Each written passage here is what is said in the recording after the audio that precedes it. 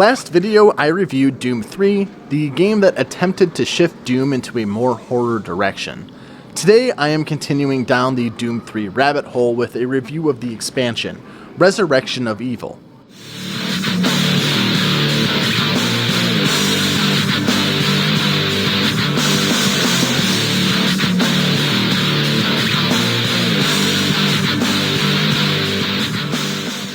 I played Resurrection of Evil in the BFG edition of Doom 3 because I prefer the BFG edition. There are some minor changes to the game, including the cutting of a maze section out of the game, but this is the version I went with. Resurrection of Evil takes place 2 years after the event of Doom 3. You play as a different Marine than the main game and are tasked with returning to Mars to retrieve a newly found demon artifact. Finding the artifact triggers another demonic invasion, and it's up to you to fight your way through Mars base, stopping the impending demonic invasion, killing the 3 hunters, returning to Hell, and finishing off Dr. Betruger, who has now become the dragon-like Maledict. All in all, I actually quite enjoyed Resurrection of Evil. It is much better than the base Doom 3 in my opinion, and I definitely appreciate it more as a spin-off of Doom than a real Doom game. But I think Resurrection of Evil was generally fun. A big contrast to how I feel about the main Doom 3. Resurrection of Evil is much better paced than Doom 3. You don't have to slog through 29 levels of boring, tedious bullshit to get to the better stuff. Level design is much more varied and interesting as well. You won't just be wandering through dark gray and green metal halls the entire game. You have underground mining facilities, toxic waste sewers, and once again some really cool looking hell levels. There also aren't any annoying interactive segments this time around other than like a crane part that is much less annoying than anything in the main game, though the code lockers return, so there is an emphasis in listening to and reading these codecs again. Resurrection of Evil is also only 12 levels, which I finished in around 3.5 hours. The shorter playtime and quicker levels definitely help cut down on the tedium this time around. There are some new enemies in this expansion too.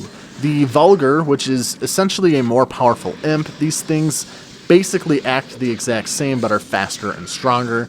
You can definitely see the alien inspiration behind these things. They look very Geiger-ish, very xenomorph. Then there are the Hunters, which are basically more powerful Hell Knights. These guys act as the game's sub-bosses. Each one has a gimmick needed to kill them. The Forgotten Ones, which are just lost souls, I much prefer the look of these compared to the ones in the base Doom 3. The skull looks so much better, and they look much closer to the original designs. The Bruiser, which is essentially an upgraded Mancubus, they're faster and more aggressive than the Mancubus. I was not ready to fight this guy the first time I saw it. It startled the hell out of me. And then the Ticks, which are just redesigned Trites. I'm not really sure why they redesigned them. The last new enemy was the final boss, Betruger himself, the Maledict.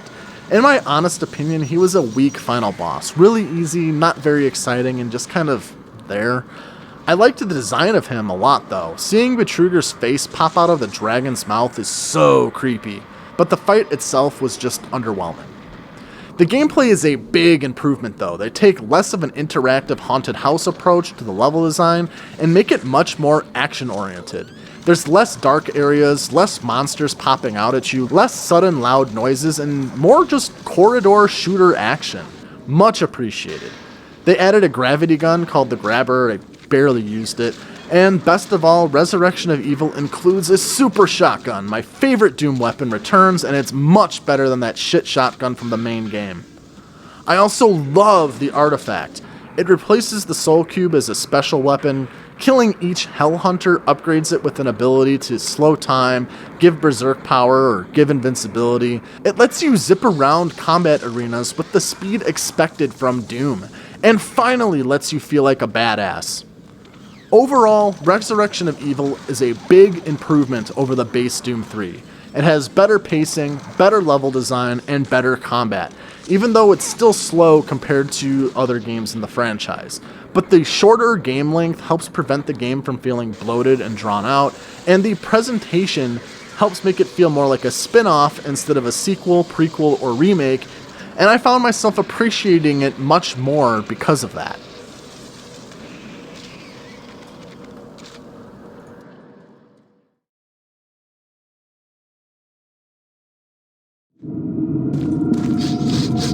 Bravo team, entry secure. Move in and take positions.